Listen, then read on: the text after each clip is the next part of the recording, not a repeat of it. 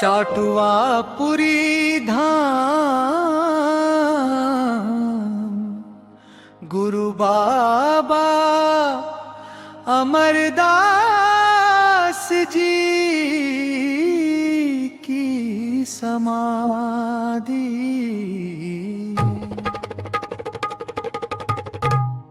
चाटुआ पुरी धाम रे पावन सतनाम के उजियारा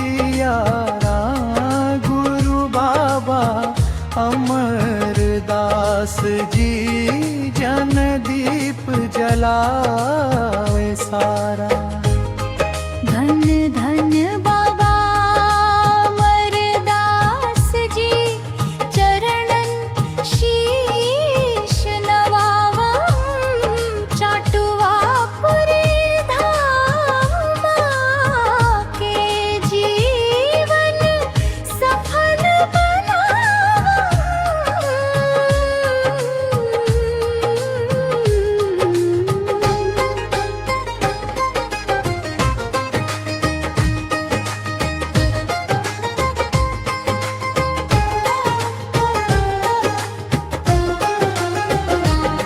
साधु संतन की पग धूली माटी पावन होगे।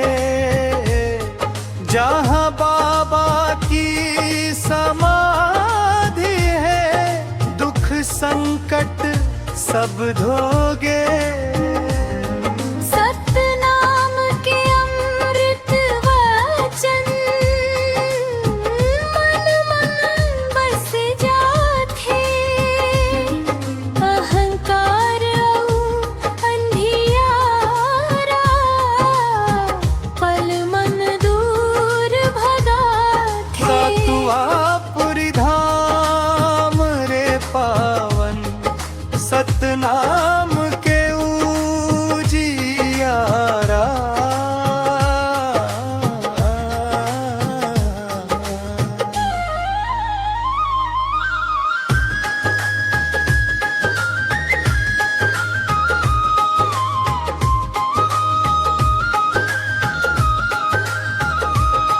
सादा जीवन उच्च विचार बाबा सिखागे। सत्य हिंसा प्रेम करुणा जगला राह दिखागे। जो कोई श्रद्धा ले आते खाली हाथ न जाते। बाबा अमरदास जी हर पीरा हर ले जाए। चाटुआ पुरी धाम रे पावन सतनाम के उजियारा।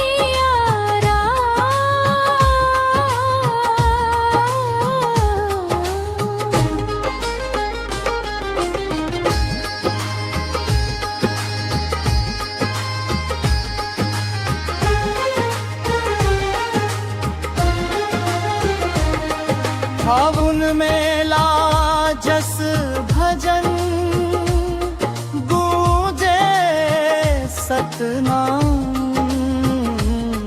पंथी नाचे गाए जस गूंज उठे हर धाम। समाधि के दर्शन पाके मन हो जाथे शुद्ध।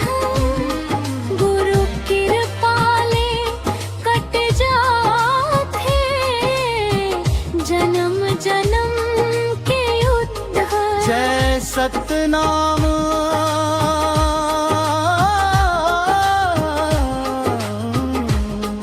जय सतनाम बोले नर नारी।